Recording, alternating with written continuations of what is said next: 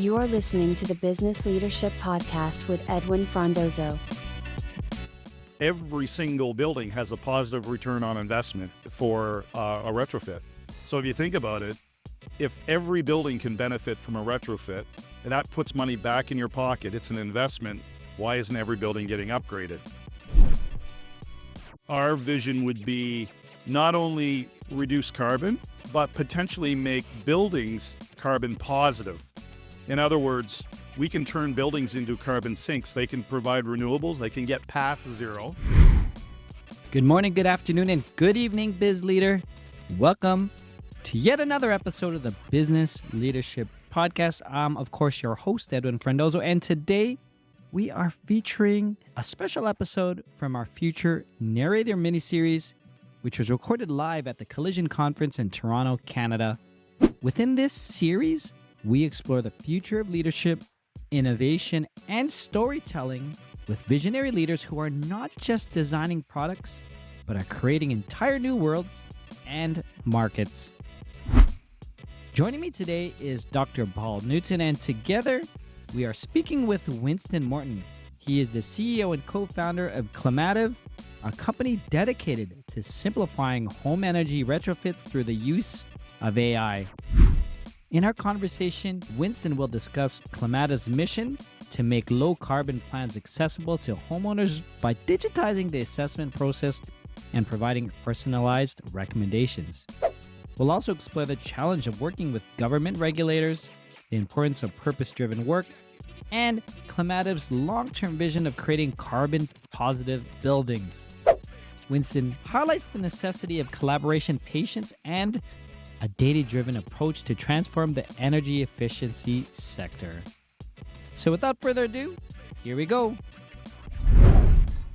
Now we're speaking with Winston Morton from Climative. How are you doing today?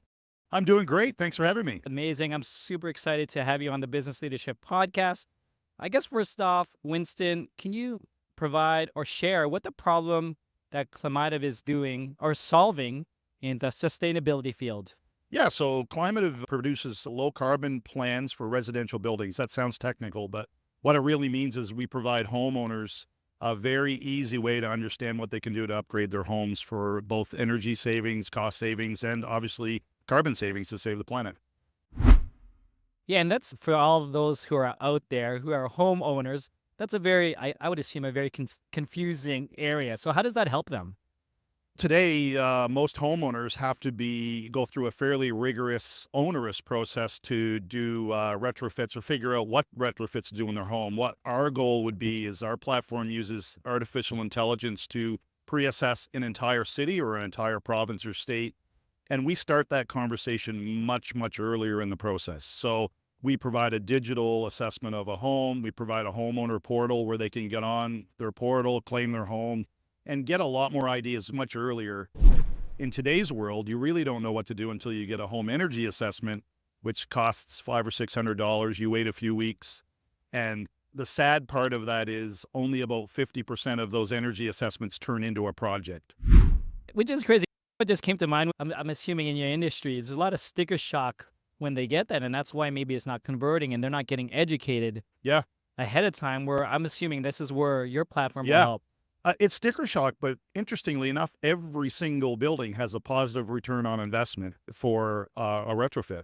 So if you think about it, if every building can benefit from a retrofit, and that puts money back in your pocket, it's an investment, why isn't every building getting upgraded? And most of that, there's two reasons they don't get upgraded. Number one, knowledge, and number two, capital, right?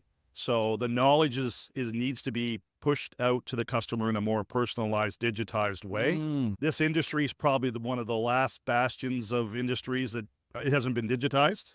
If you think about almost every other part of our lives, you go travel somewhere, you get on your app, just about everything. Banking's been digitized, but the energy efficiency sector has not been digitized. Yeah, that's great. Can you share how AI, artificial intelligence, is helping you revolutionize this segment?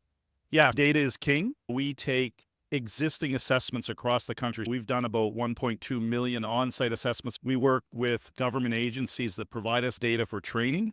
We train machine learning models, AI tools. We've been doing this for years. Mhm. For us, AI is not a new thing. It's not a buzzword. We've been doing it for a long Right. time. Almost to the point we don't talk as much about AI anymore because it's a bit of a buzzword, right? We take that data, train machine learning models to predict the benefits to the rest of the 12 million buildings in the country. And that runs very fast. It's very cost effective. And really what it means to do is start the conversation Right. with the homeowner. And when you start the conversation, are you seeing a lot of feedback conversations that are them reaching out to you in the platform? It's mostly done through partnerships. So we Okay. work with cities, utilities, provinces to be the stakeholder in that conversation. So often we'll launch in conjunction with a city or a utility or a government because what they're trying to do is target more personalized programs, more effective programs. So a good example is the federal government's transitioning kind of from mainstream programs into low-income programs. So these low-income programs are difficult when you have a hard time paying your power bill or buying groceries. You're not thinking about capital upgrades. So what the federal government is doing is transitioning a lot of these programs into much more upfront incentives, even paying 100% of the retrofit. The challenge is the homeowner doesn't know how much money they're going to save to even get started, right? We can add demographics data to our energy data and help cities and provinces focus on low-income neighborhoods or renter versus owner neighborhoods. It's all about building better, engaging tools. Yeah, and these tools, from what I'm hearing, it's really empowering and enabling these bigger organizations, maybe very slow organizations, to push through this technology. How are you finding the cities and these utility companies shift with this enablement? Starting a startup that sells to utilities and government is not for the faint of heart. Regulation takes time. When we're in a regulated environment like a utility, they're very focused on incremental change, not transformational change. We go to the market and say, we've got to improve by 100 or 200 or 300% to hit our climate targets. We're only retrofitting somewhere between 1% and 2% of our building stock a year. That needs to be about 4% to hit our climate targets. So we've got to transition the whole industry to be 300 or 400 times more effective. Wow. So that's a lot of change, and utilities are not known for change. And cities, there are cities that tend to be more progressive and leaders. Sure. So we'll have some cities in the country that have the Vancouvers, the Ottawas, the Halifaxes are all fairly progressive cities. We've got a number of cities in that category, but they tend to be early adopters. We've got another 3,000 municipalities that are followers. From a startup perspective, we're in that early adopter phase, right? Then you go through the valley of death, and then you get the majority. So hopefully we can cross the valley of death by focusing on the benefits to these early adopters. The benefit that we have is the regulations are lining up. Utilities are doing unnatural things. They're doing things that are uncomfortable. We've got regulatory environments pushing electrification and new transformation. We've got building codes that are getting adopted, but that changes behavior. We've got the banking system. People don't realize in Canada, our banking system now has to report carbon and financed carbon. Oh, wow. Every single mortgage in our country Wow. will get scored for carbon. It's very difficult to do manually. Yeah. So we've got a lot of these pressures all pushing down to that common goal, right? The homeowner needs to make decisions. It's not one island anymore that we're chasing. It's a whole bunch of stakeholders working in that market. Yeah, 100%. Aside from this enablement, the use of AI, what other major disruptions are you seeing, or if you're seeing any within your industry? Yeah, so really when we think about AI, there's really two core tenets in AI. One would be statistical models or machine learning models that have been around for a long time, 30, 40 years. So we use both methods of AI. We also have large language models. And that back to starting 120 million conversations, those large language models have the potential to give very cost-effective and accurate advice very early in the process. But in our world, you still need to talk to a human at some point. Yes. So we usually define that as AI assisted. In other words, get the conversation started with a digital experience, personalized experience, maybe include some large language model conversational tools. But at the end of the day, you do want to talk to somebody for some advice. And so our platform supports everything from a remote person having a video conference with a homeowner, even the physical on-site audit still required in some cases, right? Maybe the homeowner has a very odd home that needs to be physically audited, or they're not comfortable with technology, but by and large, you can do the digital thing to really speed up most of the market. So that's transformational. And talking about these machine learning or AI tools, we're talking to governments and regulators and the federal government. It takes a long time for them to be comfortable. So we spend a lot of time in market doing assessments, checking our work, working with partners. So it takes quite a long time to build up that. I would say it's a trust, right? And a confidence factor, right? So that's what we're doing now is we're out working with those early customers. We're developing trust in the platform. We're working with the early adopters, and we're hoping that majority comes along. Yeah. What's interesting and what's coming to mind as you talk about working with governments, utilities, and really looking to communicate how to do these 10x transformations, how to really retrofit the industry. I'm wondering, as a business leader, as a startup founder, how do you lead your organization and also your partners and stakeholders through this change? Yeah. You got to pick your brand promise early as a startup. And from our point of view, this concept of trust and the ability to have a purpose for the company has a really big impact, both with our employees and our partners. It's a competitive market out there. When we go to hire engineers, we're competing, especially on the big data and the analytics, we're competing with the really big players out there. Yeah. We can't pay what Google or Amazon may pay, but we have purpose and we have impact. So when those engineers wake up in the morning, they're working on our platform, they see a direct line from their work to a big impact in the world. So I would say purpose is number one, get it figured out, particularly in the clean tech sector and the sustainability sector. And then that gravitates to the partnerships. You've got to align your purpose with your partners. Sometimes we make our partners uncomfortable because we push the envelope a little bit, but that's not a bad thing. You have to find those early customers and those early partners that'll push the envelope, take a little bit of risk. Of course. But we've got to take some risks. I guess you mentioned aligning with your brand promise and starting with purpose. Do you or your organization have a specific brand message right now?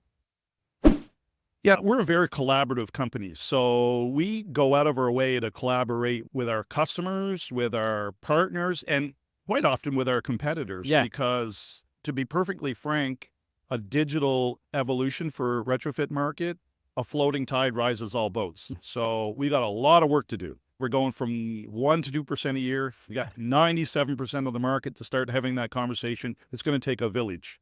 We sit on standards boards and committees, and we try to encourage that adoption right across the board. So I would say if you called our partners, I think that would be the first answer is we're there to help move the market.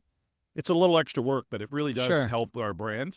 Yeah. And it puts you, I would assume when you come as a collaborative approach with the brands, it really puts you as a leader and a visionary when it comes to these folks. Yeah, and you have to have the fortitude to stick with it. You know, you got to pay the bills and make payroll at the same time you're leading some of these long-term 100%. discussions. What does, just thinking future, what does a future of low carbon living look like? A lot the same as today. So what I mean by that is it should be very undisruptive. In other words, working and living tomorrow with a low carbon future, if we do our work properly, it's in the background. You're gonna even maybe be a little more comfortable, but that's some of the, particularly retrofits, they last a long time. Yeah. So you do these projects and in the background, you're putting solar on your roof, you're insulating your home, you're electrifying your home.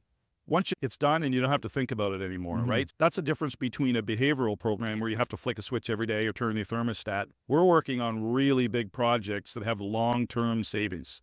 So I would say it's mostly about making decisions for the future. Aside from, I hear a lot of challenges, but there's a lot of perseverance within your industry, within being a startup within that industry. Are there other challenges or maybe some big challenges maybe it's not something you haven't mentioned yet that you're facing as you're putting this out there?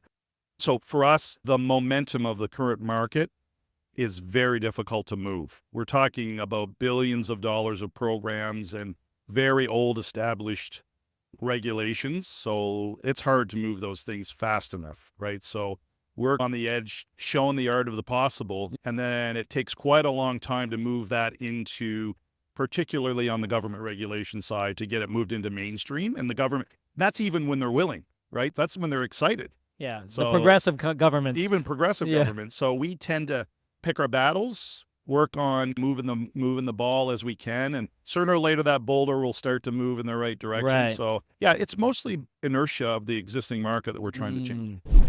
And maybe I asked this, or maybe it's a rephrase of what I'm asking. How do you plan for the future to address this? Or is it hoping that inertia will get rolling and you're ready to roll with it? I think for us, providing data provides a whole new business model. So we're hoping that others recognize that there's a lot of collaborative opportunities powered by this data. So a good example is, believe it or not, municipalities don't often work with utilities, or utilities don't often work with banks. It's all siloed. It's all siloed. Yeah. And what we're hoping is the collective good, all the stakeholders in this market realize that there's real business models out here. There's $1 trillion to deploy in North America to meet our carbon targets. So that should attract some commercial interest, right? Some So players. Yeah, Yeah. some players. So I think providing data platforms in a way that has already been transformed in many of our other markets. Banking's a really good example. It's been fairly digitized. So once the data is available, I think we're going to find that private capital and private projects come into the market because it's a provable business opportunity. I appreciate that. So we're working on this future narrative project and really thinking about the vision. So question I have for you is, what is your vision of the future that you're building? Yeah, so I think our vision would be not only reduce carbon, but potentially make buildings carbon positive. In other words, we can turn buildings into carbon sinks. They can provide renewables. They can get past zero. And we could be in a situation, because buildings today represent about 20% of our emissions, not Wow. insignificant. Yeah. But moving these places where people work and live to carbon positive means that we can actually be a carbon sink. It's a really great way.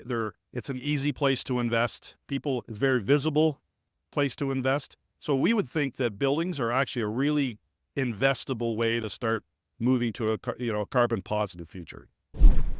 And I guess just for my purposes, a carbon positive building in my eyes and in my imagination, it's like a plant now. It's exactly it. It's helping the world Yeah, rejuvenate. it interacts with the electricity grid. It creates energy. It's an energy storage device. It balances out our energy grid. That's really what we could be doing here, is we begin using these buildings as a way to power a low carbon future. That's amazing. I love that future. Last question on that is, how do you lead and inspire to get the buildings to positive? I think the path has to be a lot easier. When we look at the problem we're solving, ultimately it's that homeowner or the home renter that's going to drive the change. And in today's world, that homeowner is their attention and their capital and their thoughts about how they're living at home. There's a lot of people competing for that time. We've got to make it much easier for homeowners to realize that they can be part of this journey, be more comfortable, save money, and save the planet at the same time. I imagine just getting that last point that you said is, you can make a difference. You can make a difference. And I guess being a homeowner, sometimes they don't think everyone's selling them something. Exactly. And now you got to retrofit this. It's going to cost me $1,000, Right. whatever the cost is. Yeah. Well, there's got to be benefit. And the benefit is, at the end of the day, like you said, the carbon positive, the future, and living somewhere that's helping the world and helping yourself Right. to live the thing. Winston, any final thoughts or advice for the business leaders, the founders, the executives that are listening? Yeah.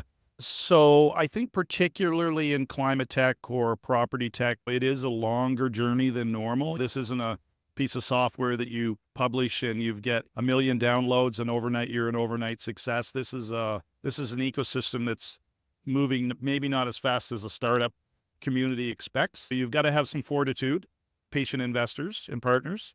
It's a long-term goal. If you go into this market as a startup, you've got to realize that it's going to take time. That's amazing. Thank you for joining us, Winston. Thank you very much for having me. That's it, Biz Leaders. Thanks for joining me on another special episode of the Business Leadership Podcast. This is part of the Future Narrative miniseries, which was recorded live at the Collision Conference. This was a very enlightening conversation with Winston Morton, exploring Climative's innovative approach to simplifying home energy retrofits and their vision for a carbon positive future. For links to all the resources we discussed, to connect with Winston, and to learn more about the Future Narrator project, please check the show notes in the app you're listening to now. If you are interested in reading more about Winston and all the other business leaders we profiled at Collision, please join the waitlist of our upcoming book. And by the way, if you found any value listening to this episode, please do subscribe, rate, and share it with the first person that comes to mind that could benefit and who would also be uber grateful on hearing from you. Your support helps us grow and bring you more great content. Thanks again for tuning in and being part of our community. Until next time, have a 100x day.